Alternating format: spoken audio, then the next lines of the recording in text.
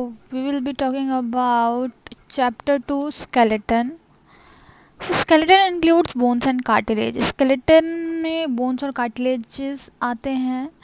ये main supporting framework बनाता है बॉडी का और मेनली ये effective production of movements show करता है. मतलब इससे मूवमेंट्स होती हैं थ्रू मसल्स. ठीक है, बोन्स पे मसल अटैच होती हैं, उनके थ्रू मूवमेंट होती है.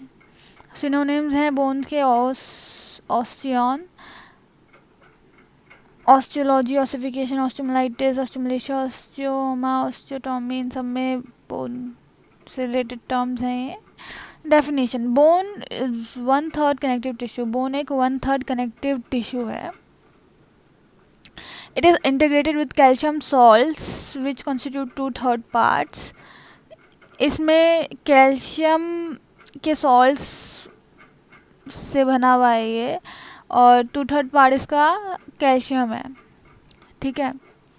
The inorganic calcium salts mainly जो कैल्शियम सॉल्ट्स इनऑर्गेनिक वाले हैं वो है calcium phosphate, partly calcium carbonate and traces of other salts make it hard and rigid. जो इसको हार्ड और रिजिड बनाते हैं inorganic calcium salts which can afford resistance to compressive forces of weight bearing and impact forces of jumping. और इसकी वजह से जो compressive forces जब लगती हैं वेट बेयरिंग के दौरान तो वो रेजिस्टेंस अफोर्ड कर पाता है वो बोन. जैसे कि जब जंपिंग होती है तब जो compressive फोर्स लगती है तब. The organic connective tissue collagen fibres make it tough and resilient, मतलब फ्लेक्सिबल. जो बोन है उसको जो कोलेजन फाइबर्स होते हैं उसको टफ बनाते हैं और फ्लेक्सिबल बनाते हैं. ये ऑर्गेनिक कनेक्टिव टिश्यू होती है और अगर टेंसाइल फोर्स लग रहा है तो उसके अपोजिट में रेजिस्टेंस प्रोवाइड करता है बोन. किसके थ्रू? कोलेजन फाइबर्स के थ्रू, जो कि उसको टफ और रेजिलिएंट मतलब फ्लेक्सिबल बना रहे हैं. In strength bone is comparable to iron and steel. और स्ट्रेंथ में बोन की हम तुलना आयरन और स्टील से कर सकते हैं कि वो जितने हार्ड होते हैं उतने ही बोन भी हार्ड होती है. Despite it's hardness and high calcium content the bone is very much a living tissue. जबकि वो हार्ड भी है और उसमें वो कैल्शियम कंटेंट बहुत ज़्यादा है, लेकिन तब भी वो एक लिविंग टिश्यू की तरह है. It is high vascular. उसमें बहुत ज़्यादा वेस्कुलैरिटी है, मीन्स ब्लड सप्लाई है.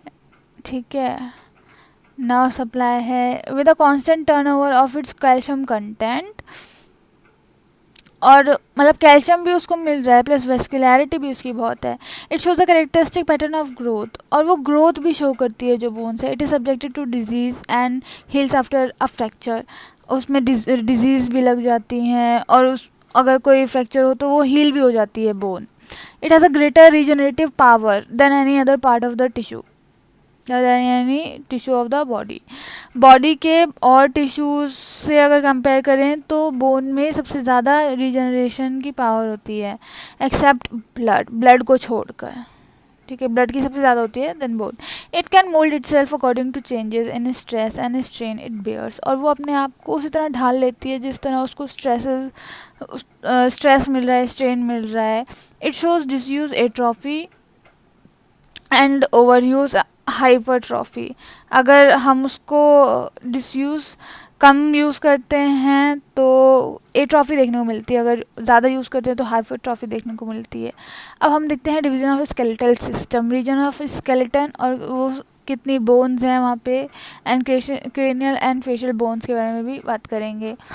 सो अगर एक्सियल स्केलेटन की बात की जाए तो स्कल में हम देखते हैं क्रेनियम है. क्रेनियम में 8 बोन्स, फेस में 14 बोन्स होती हैं, ऑडिटरी ऑसिकल्स 3 नीचे और 6 एंड हायोइड बोन 1 होती है. तो और वर्टिबल कॉलम जो है उसमें 26 बोन्स होती हैं. ओके, क्रेनियम में 8, फेस में 14, हायोइड 1 और auditory ossicles 6 and vertebral column जो है वो 26 होते हैं. थोरैक्स में देखें तो स्टर्नम 1 एंड रिब्स 24, 12 का पेयर. अपेंडिकुलर स्केलेटन देखें तो पेक्टोरल रीजन में clavicle 2, each side, scapula 2 each side. Upper extremities देखें तो humerus 2, ulna 2, radius 2, carpals 16, metacarpals 10, phalanges 28. pelvis देखें तो 2, femur 2 each side, fibula 2, tibia 2, patella 2, tarsals 14. यहाँ पे कार्पल 16 थी, 2 कम हैं, टार्सल्स 14 है, मेटाटार्सल्स 10, मेटाकार्पल्स भी 10 थी, and phalanges 28 side. Then bone हो गई 206. Then cranial and facial bones देखे तो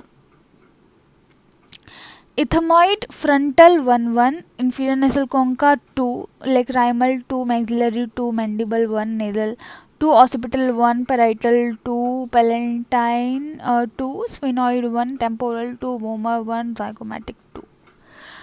ओके, अब हम बोन्स के फंक्शन की बात करें तो bones give shape and support to the body. Bones जो है वो बॉडी को शेप और सपोर्ट प्रोवाइड करता है और रेसिस्ट करता है any forms of stress. These provide further resist करता है कोई भी स्ट्रेस को और सपोर्ट देता है बॉडी को और अटैचमेंट देता है मसल टेंडन लिगामेंट्स को. Serve as levers for muscular actions. Muscular actions के लिए लीवर की तरह भी काम करता है जो सिसमॉइड्स बोन होती हैं like patella. The skull vertebral column और थोरैसिक केज प्रोटेक्ट करता है ब्रेन, स्पाइनल कॉर्ड और थोरैसिक विस्ट्रा को. जैसे ब्रेन जो है वो स्कल को प्रोटेक्ट करता है, स्पाइनल कॉर्ड जो है वो वर्टिब्रल कॉलम को प्रोटेक्ट करती है, थोरैसिक विस्ट्रा जो है वो थोरैसिक केज को प्रोटेक्ट करता है. Bone marrow manufactures blood cells. Bone marrow में ब्लड सेल्स बनते हैं. Bone store 97% of the body calcium and phosphorus. और जो बोन है उसके पास 97% of the calcium and phosphorus होता है. Bone marrow contains reticuloendothelial cells which are phagocytic in nature and take part in immune response of the body. Bone marrow में ही reticulo endothelial cells होते हैं जो कि इम्यून सिस्टम का part होते हैं, ठीक है. और फैगोसाइटिक होता है नेचर में, मतलब कि अगर कोई बाहर का कोई भी वायरस या बैक्टीरिया आ जाए तो उसको फैगोसाइटोस मीन्स उसको खा लेते हैं. The larger paranasal sinuses air sinuses affect the timbre of the voice. और जो लार्जर पैरानेसल एयर साइनसेस होते हैं हमारे माउथ में और मतलब फेस में, तो वो हमारी वॉइस को अफेक्ट करते हैं. Okay, so as you can see frontal bone, orbit, maxilla, mandible, skull, scapula, clavicle, carpal bones, metacarpal, phalanges, patella, fibula, tibia, tarsal, metatarsals and phalanges. पीछे देखिए parietal bone, atlas bone, acetabulum, hip joint, fibula, tibia, talus. Not all but some. Human skeleton. Okay. Classifications of bone according to the shape. अगर हम देखे जाए तो जो bones है उसको long bone, short bone, flat bone, irregular bone, pneumatic bone, sesamoid bone इनमें divide किया गया है. ओके, एक्सेसरी बोन्स भी हैं और हेट्रोट्रॉफिक बोन्स भी हैं. सो 8 पार्ट्स में बोन्स को शेप के अकॉर्डिंग बांटा गया है. लॉन्ग बोन्स जो हैं उनका एलोंगेटेड शाफ्ट होता है जिसको डायफेसिस बोलते हैं और 2 एपिफाइसेस होते हैं.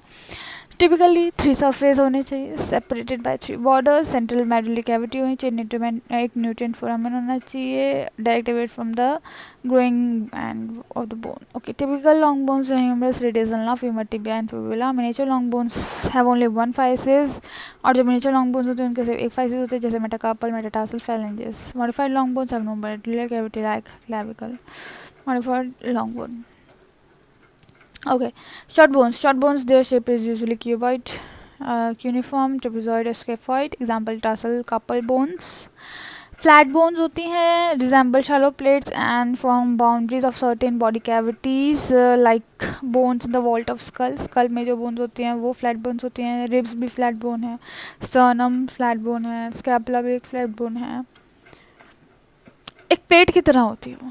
इरेगुलर बोन्स जिनका कोई पर्टिकुलर शेप नहीं होता जैसे vertebra, hip bone and bones the base of skull. Skull के बेस में जो बोन्स हैं वो हिप की बोन और वर्टिब्रा. न्यूमेटिक बोन्स ऐसी बोन्स जिसमें बड़े बड़े एयर स्पेसेस होते हैं जो कि एपिथेलियम से लाइंड होते हैं जैसे मैक्सिला, स्फिनोइड, एथमॉइड एक्सेट्रा, ठीक है. और इनकी वजह से जो है वो स्कल जो है लाइट हो जाता है वेट में, और वॉइस को रेजोनेंस करने में हेल्प करते हैं।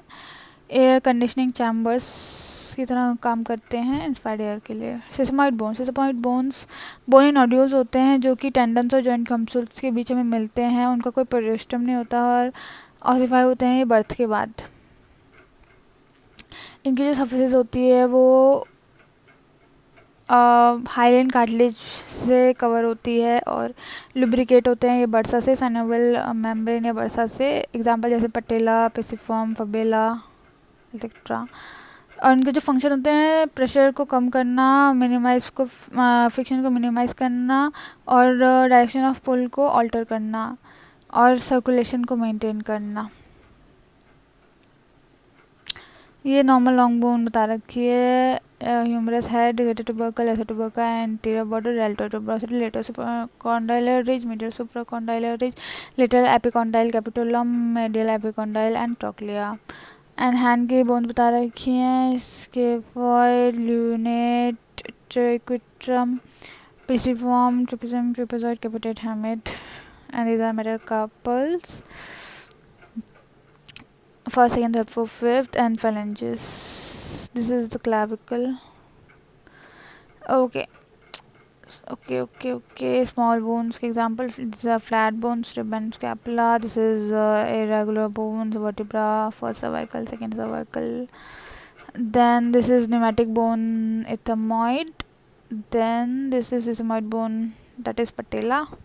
Accessory supernumerary bones are not always present. जो एसेसरी बोन्स हैं वो हमेशा प्रेजेंट नहीं होती हैं। These may occur as united ununited epiphyses developed from extra centers of ossification. Example: sutural bones, os trigonum, lateral tubercle of talus का lateral tubercle and tuberosity of fifth metatarsal.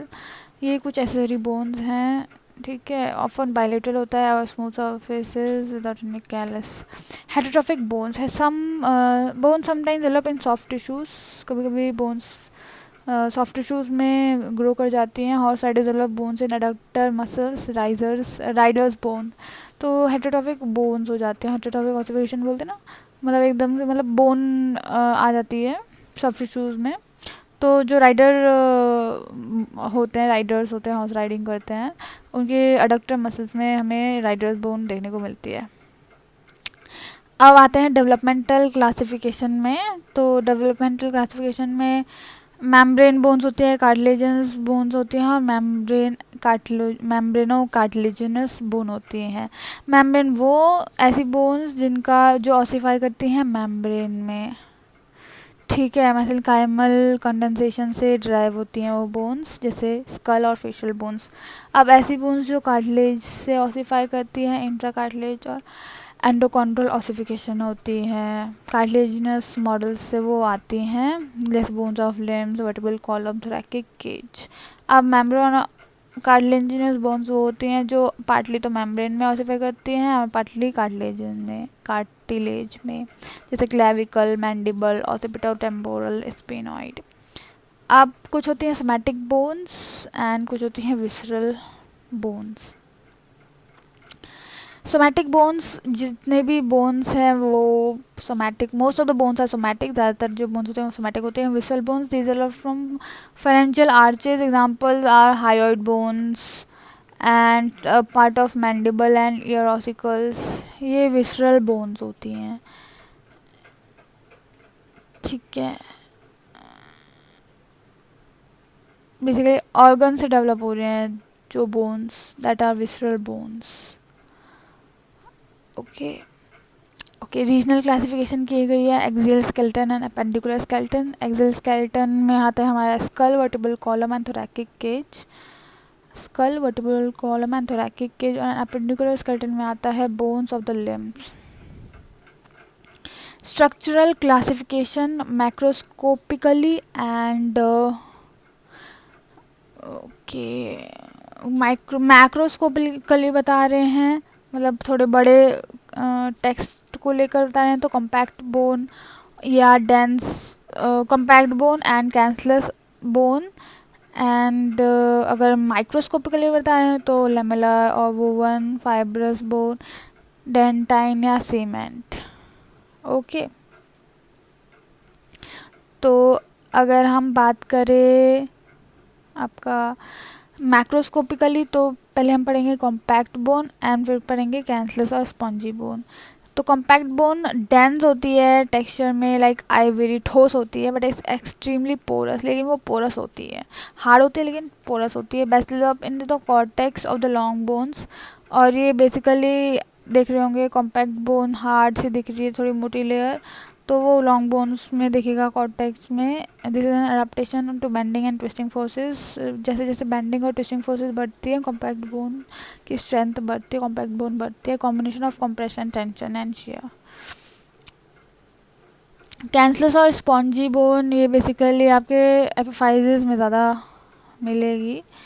और ट्यूबैकुलर bone भी बोलते हैं इसको, spongy bone भी बोलते हैं। Open in texture and is made up of meshwork of trabeculae. Trabeculae rods और प्लेट्स का मेशवर्क सा होता है, okay, between the marrow containing spaces. The trabecular meshworks of this are three primary types, namely meshwork of rods and plates, and meshwork of plates। ये three types के होते हैं, meshwork of rods and plates, जिसमें rods and plates मिलकर बनाते हैं वो meshwork, and जिसमें सिर्फ खाली प्लेट्स या फिर जिसमें सिर्फ खाली रोड्स। कैंसल बोन एक अडेप्टेशन है कंप्रेसिव फोर्स से। ये था बेंडिंग और ट्विस्टिंग फोर्स से, ये है compression force, compressive. Bones are marvellously constructed to combine strength, elasticity and lightness in weight. Bones इस तरह से बनाई गई है कि उसमें स्ट्रेंथ भी हो, इलास्टिसिटी भी हो और वेट भी कम हो। Through the architecture of bone may be modified by mechanical forces. Mechanical forces से जो बोन है उसकी आर्किटेक्चर जो है वो मॉडिफाई होती है। The form of bone is primarily determined by heredity. और बोन की जो फॉर्मेशन है, फॉर्म ऑफ बोन, वो मेनली हेरिडिटी के थ्रू डिटरमाइन होती है। वुल्फ लॉ के according bone formation is directly proportional to the stress and strain. जैसे जैसे स्ट्रेस और स्ट्रेन पड़ेगा उस तरह से बोन फॉर्म होगी। They are two forces, tensile and compressive force. एक तो टेंसाइल फोर्स होता है और एक कंप्रेसिव फोर्स होता है। Both the tensile and compressive force can stimulate bone formation in proper condition. और ये दोनों ही बोन फॉर्मेशन में हेल्प करती हैं। Architecture of cancellous bone is often interpreted in terms of the trajectorial theory. Thus, the arrangement of bony tubercle is lamella is governed by the lines of maximal internal stress in the bone. जो बोनी ट्यूबैक्यूल है lamella, वो जैसे जैसे stress आता है, internal stress, उस तरह से वो अरेंज हो जाती हैं। वेरस जो टेंशन लैमेला है arrange at right angle to the pressure lamella. Pressure lamella arrange in the line of weight transmission. जैसे जैसे वेट ट्रांसमिट हो रहा है उस तरह से प्रेशर लैमेला बनते हैं, और टेंशन लैमेला उसके 90 डिग्री पे बन जाते हैं। प्रेशर लैमेला बनेंगे जैसे जैसे वेट आ रहा है, और टेंशन लैमेला उसके 90 डिग्री पे बन जाते हैं। The compact arrangement of the pressure lamella forms bony buttress for additional support like calc of moral. और जो ये प्रेशर लैमेला और मतलब इन दोनों का ये जो होता है प्रेशर लैमेला, तो उस तरह से बन रही है, और टेंशन लैमेला भी उसके 90 डिग्री में बन रही है, और एडिशनल सपोर्ट देता है ये बेसिकली बोन को। माइक्रोस्कोपिकली हमने देखा lamellar bone. Lamellar, most of the mature bones, whether compact or cancellous, are composed of thin plates of bony tissue called lamella. These are arranged in piles in a cancellous bone, but in concentric cylinders, Haversian or secondary osteon in a compact bone. One bone जो है वो fetal bone होती है, fracture repair in cancer of bone. Fibrous bone young fetal bones में मिलती है, but are common in reptiles and amphibia और reptiles में ज़्यादा देखने को मिलते हैं। डेंटाइन और सीमेंट जो है वो टीथ में दिखता है जो बोन्स होती हैं। Comparison of compact and cancellous bone. अब कॉम्पैक्ट एंड कैंसलस बोन को हम कंपेयर करते हैं, तो लोकेशन जो कॉम्पैक्ट बोन है वो हमें डायफाइसिस में मिलेगी, हमने देखा था, और कैंसलस बोन एपिफाइसिस में। Lamellae arrange to form Haversian system. Arrange cancellous में arrange in meshwork, so Haversian systems are not present. Bone marrow yellow होता है कॉम्पैक्ट बोन में, एंड स्पॉन्जी बोन में ये red reproduce RBC, granular series of WBC platelets. And bone marrow जो compact वाला है उसमें रेड होता है बिफोर प्यूबर्टी और येलो हो जाता है आफ्टर प्यूबर्टी, और तब फैट भी स्टोर करता है वो। देन नेचर जो कम्पैक्ट बोन है वो हार्ड और आइवरी जैसा होता है और cancellous bone is spongy. Gross structure of adult long bone. अब हम स्ट्रक्चर पढ़ेंगे। शाफ्ट होते हैं, एंड्स होते हैं, parts of a young bone इसमें पढ़ेंगे। Epiphyses, diaphyses, metaphyses. Epiphyses plate of cartilage. फिर हम पढ़ेंगे blood supply of the bone long bone में metaphyseal arteries, epiphyseal arteries, periosteal arteries, इन सब के बारे में पढ़ेंगे। Then now supply, then development and ossification of bone पढ़ेंगे। ओके, बोन एंड कार्टिलेज में डिफरेंस भी बता रखा है इन्होंने। क्लिनिकल एनाटॉमी देखेंगे थोड़ा। ओके। हम्म।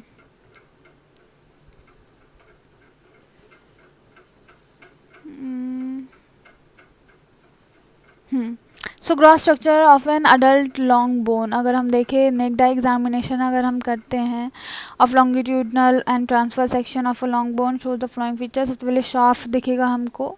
शाफ्ट में पेरियोस्टम, कॉर्टेक्स, मेडुलरी कैविटी होती है।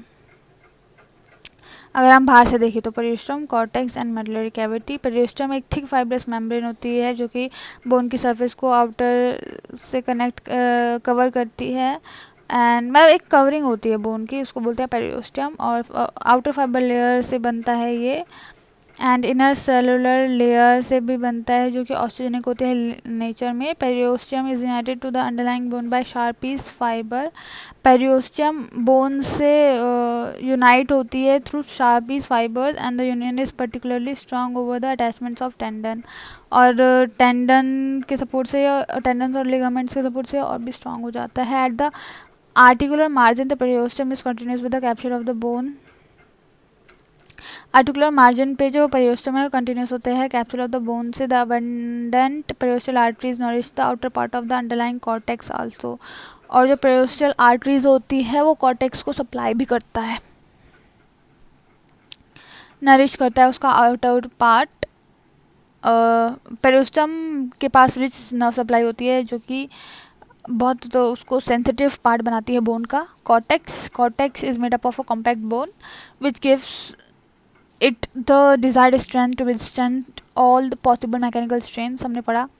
कॉर्टेक्स दिख रहा होगा, ये कॉर्टेक्स कॉम्पैक्ट बोन हार्ड होता है, और मेडुलरी कैविटी अंदर होती है।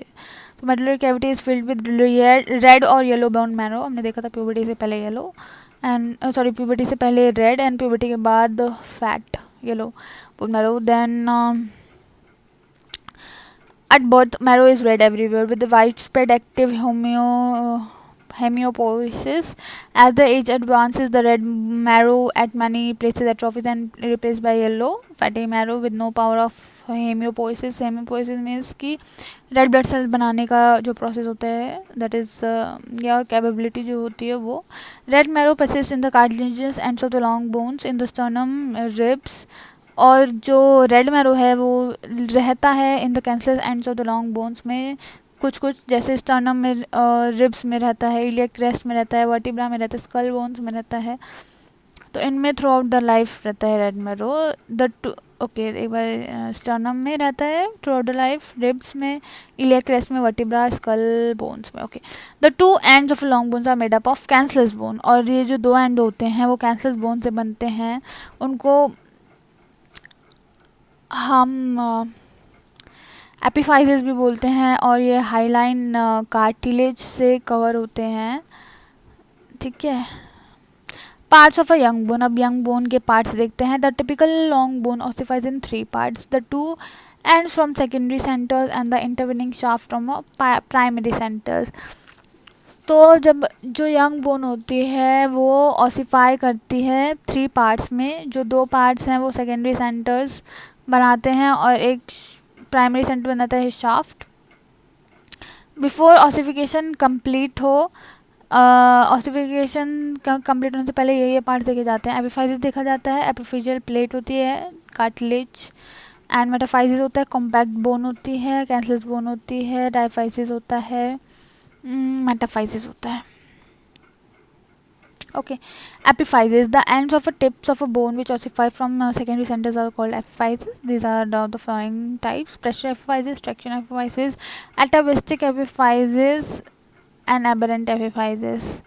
So four types के epiphysis हैं. Pressure epiphysis is articular and takes place in transmission of the weight. ये जो pressure epiphysis है वो weight के transmission में आती हैं, जैसे head of femur, lower end of the radius. Head transmission में ये वर्क करती हैं. हेड ट्रांसमिशन कह रही हूँ, वेट ट्रांसमिशन में. ट्रैक्शन एपिफाइसिस नॉन आर्टिकुलर होती है, does not take part in the transmission of the weight. It always provide attachment to one or more tendons which exert traction on the epiphysis. The traction epiphysis ossify later than the pressure epiphysis. और ये जो traction epiphysis होती है ये कोई wait bear नहीं करती, लेकिन ये अटैचमेंट देते हैं टेंडन्स को या टेंडन्स को ही देती है, एक या ज़्यादा टेंडन्स को. और ट्रैक्शन प्रोवाइड करवाती है एपिफाइसिस पे. और ये प्रेशर एपिफाइसिस से बाद में ऑसिफाई होती है. Examples trochanters of femurs and tubercles of humerus. आते हैं डायवेस्टिक एपिफाइसिस पे. Is phylogenetically an independent bone which a man becomes fused to another bone. Atavistic epiphysis एक इंडिपेंडेंट बोन होती है जो कि ह्यूमंस में फ्यूज हो जाती है अनदर बोन के साथ. एग्जाम्पल कोरिकॉइड प्रोसेस ऑफ स्कैपुला, ओस्ट्राइगोनियम और लेटरल ट्यूबरकल ऑफ टैलस. मतलब ये एक इंडिविजुअल बोन होती है, लेकिन वो बाद में जाके वो दूसरी बोन के साथ जुड़ जाती है. अब वो एटावेस्टिक एपिफाइसिस की बात की थी. अब हम करेंगे aberrant epiphysis. Is not always present. Example epiphysis at the head of the first metacarpal and at the base of the other metacarpal bones. तो एबरेंट एपिफाइसिस कभी प्रेजेंट नहीं होते हैं, मतलब हमेशा प्रेजेंट नहीं होती हैं. और ये हमें देखने को मिलेगी फर्स्ट मेटाकार्पल के हेड पे एंड बाकी मेटाकार्पल्स के बेस में. सेकेंड होती है डायफाइसिस. एलोंगेटेड शाफ्ट होता है लॉन्ग बोन का, जो कि एक प्राइमरी सेंटर से ऑसिफाई करता है. Third is metaphysis. The epiphyseal end of the diaphysis are called metaphysis. Epiphyseal end होता है जो डायफाइसिस का, उसको बोलते हैं metaphysis. Each metaphysis is the zone of active growth. जो मेटाफाइसिस होता है वो जोन ऑफ एक्टिव ग्रोथ होता है. Okay, metaphysis is the zone of active growth. Before epiphyseal fusion, the metaphysis is richly supplied with blood through and arteries. Epiphyseal fusion से पहले जो metaphysis है वो बहुत ज़्यादा रिचली सप्लाई होता है एंड आर्टरीज से. हेयरपिन लाइक बैंड्स होते हैं वो. और ये कॉमन साइट होती है ऑस्टियोमाइलिटिस की चिल्ड्रन में, क्योंकि बैक्टीरिया या एम्बोली इजीली ट्रैप हो जाता है इन हेयरपिन बैंड्स में, जिसकी वजह से इन्फेक्शन होता है. मतलब ब्लड सप्लाई एकदम बंद हो जाती है और सेल डेथ हो जाती है. आफ्टर द एपिफाइजल फ्यूजन, एपिफाइसिस जब फ्यूज हो जाता है, वेस्कुलर कम्युनिकेशन एस्टेब्लिश हो जाती है मेटाफाइजल और एपिफाइजल आर्टरीज में. Now metaphysis contain no more end arteries. अब मेटाफाइसिस के पास और एंड आर्टरीज नहीं होती है और ऑस्टियोमाइलिटिस के चांसेस भी नहीं होते हैं. ये सब बच्चों में देखने को मिलता है. एपिफाइजल फ्यूजन के बाद नहीं देखने को मिलता. Epiphyseal plate of cartilage. Epiphyseal plate of cartilage it separates epiphysis from metaphysis. Epiphysis को metaphysis से अलग करता है. Proliferation of cells in this cartilage is placed responsible for lengthwise growth of a long bone. जब इस epiphyseal plate of cartilage के ऊपर ऐसे cells proliferate करते हैं, उसकी वजह से लेंथवाइज ग्रोथ होती है लॉन्ग बोन की. After epiphyseal fusion the bone can no longer grow in length. Epiphyseal जब फ्यूज हो जाए, एपिफाइजल प्लेट नहीं रहेगी तो अब नहीं हो पाएगी और ग्रोथ बोन की. The growth cartilage is nourished by both the epiphyseal and metaphyseal arteries. और जो एपिफाइजल प्लेट है उसको दोनों एपिफाइजल और मेटाफाइजल आर्टरी सप्लाई करती हैं. Blood supply of long bones.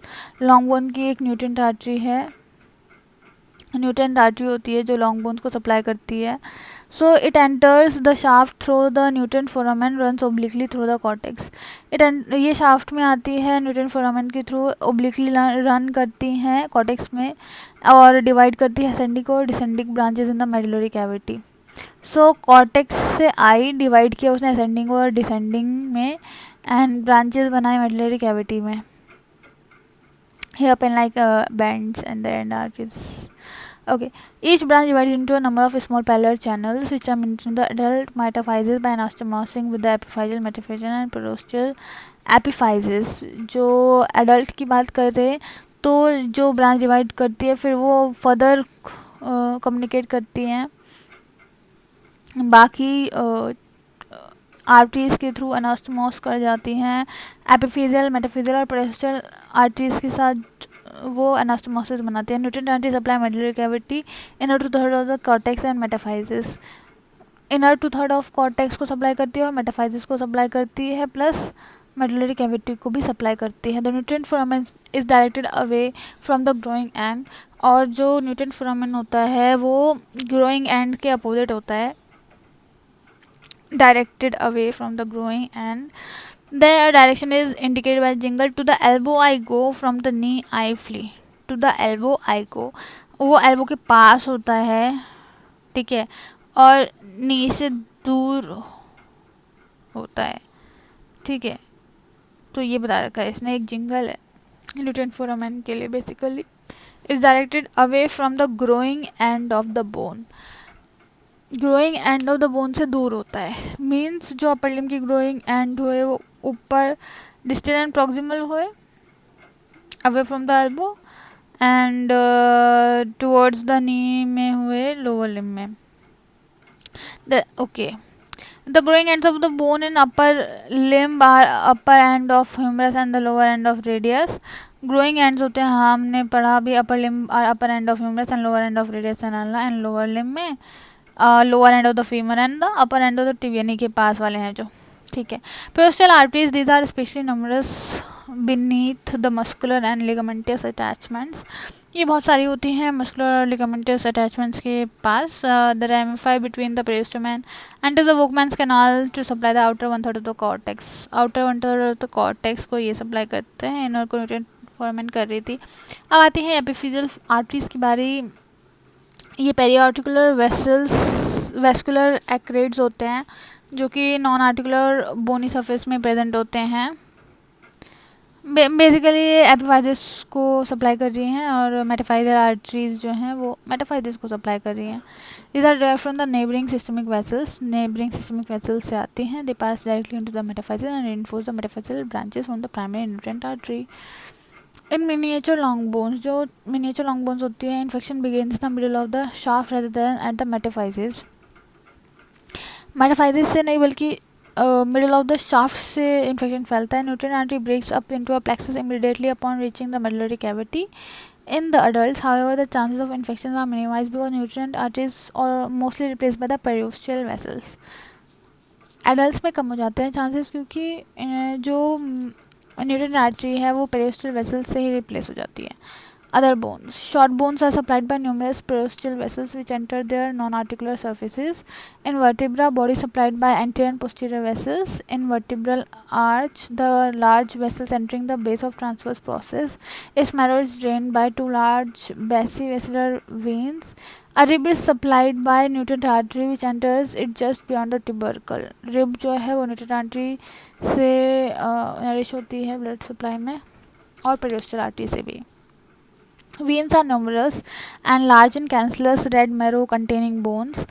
Basivertebral veins in the compact bone. They accompany arteries in the Volkmann's canal. Lymphatics have not been demonstrated within the bone, although some of them do accompany the periosteal blood vessels which drain into the regional lymph node. Lymphatics bone में अभी नहीं बताया गया है, although some of the them do accompany periosteal blood vessels. लेकिन कुछ अभी भी मतलब accompany करती साथ देती हैं periosteal blood vessels में which drain into the, जो कि drain करती हैं lymphatic regional lymph nodes में. Nerve supply of bone. अब हम nerve supply of the bones देखेंगे. Most of them are sympathetic and vasomotor in function. Okay, a few of them are sensory, which are distributed to the articular ends of the periosteum, or the long bones to the vertebrae and to the large flat bones. Development and ossification of the bone. इस बता रखा है कि sympathetic blood supply है. Okay, and development and ossification of bone. Bones are first laid down as mesodermal connective tissue. Mesodermal connective tissue की तरह आते हैं। Conversion of mesodermal models at the call in bone में mesodermal का जो model होता है वो बोन में कन्वर्ट होता है, उसको बोलते हैं इंटरमेम्ब्रेस और मेसेंकाइमल ऑसिफिकेशन, जो हमने पढ़ा था ऑसिफिकेशन वाले उसमें। अगर मेम्ब्रेन में ऑसिफाई करता है तो इंटरमेम्ब्रेनस ऑसिफिकेशन, और उनको हम मेम्ब्रेन और डर्मल बोन्स भी बोलते हैं। और मेसोडर्मल स्टेज में pass through cartilaginous stage by chondrification. Mesodermal जो है वो कार्टिलेजिनस स्टेज से पास करती है, कॉन्ट्रिफिकेशन होता है second month of intrauterine life. Conversion of cartilages model into the bone is called intracartilaginous or endochondral ossification, and such bones are called cartilaginous bones. Ossification takes place by centers of ossification. Ossification जो है वो ossification centers के through takes place होता है. Each one of is a point where laying down of lamella bone formation starts by the osteoblast situated on the newly formed capillary loops. The centers of ossification जो हो सकते हैं वो primary और secondary हो सकते हैं. प्राइमरी सेंटर्स जो है बर्थ से पहले आते हैं, usually during 8 week of intrauterine life. Intrauterine life के दौरान आते हैं 8 वीक में. सेकेंडरी सेंटर्स बर्थ के बाद आते हैं, फ्यू एक्सेप्शंस को छोड़कर, जैसे लोअर एंड ऑफ फीमर और अपर एंड ऑफ टिबिया में वो पहले आ जाते होंगे. Many secondary centres appear during puberty, और बहुत सारे सेकेंडरी सेंटर्स जो हैं वो प्यूबर्टी के दौरान अपेयर होते हैं. Primary centres form diaphysis. Primary centre से डायफाइसिस बनता है, सेकेंडरी से एपिफाइसिस बनता है. Fusion of epiphysis with diaphysis starts at puberty. Puberty से शुरू हो जाता है इनका फ्यूजन डायफाइसिस और एपिफाइसिस का. ठीक है, डायफाइसिस का एपिफाइसिस से. It is completed by the age of 25 years के से तक कम्प्लीट हो जाता है. After which no more bone growth can take place. The law of ossification कहता है कि secondary centres of the ossification which appear first, जो सेकेंडरी सेंटर्स हैं जो पहले आए हैं वो हम लास्ट में यूनाइट होंगे. ये the end of a long bone where epiphyseal fusion is delayed, और जहाँ पे लॉन्ग बोन का एपिफाइजल फ्यूजन डिले होता है उसको बोलते हैं growing end of the bone. Growth of a long bone. अब हम देखेंगे growth of a long bone. Bone growth in length by multiplication of cells. Multiplication of cells होता है तो बोन लेंथ वाइज ग्रो करती है इन द एपिफिजल और plate of cartilage. And bone thickness में कैसे ग्रो करती है? मल्टीप्लिकेशन ऑफ सेल्स होता है by deeper layer of periosteums. Bone grow by deposition of new bone. New bone जैसे जैसे डिपोजिट होती है सरफेस पे तैसे जैसे बोन ग्रो करती है. At end this process of bone deposition by osteoblast is called appositional growth or surface accretion. However, in order to maintain this shape, the unwanted bone must be removed. This process of bone remove, अगर unwanted bone को remove करने के लिए एक process होता है उसको बोलते हैं remodelling. This is how marrow cavity increases in size. Growth of a long bone बता रखा है.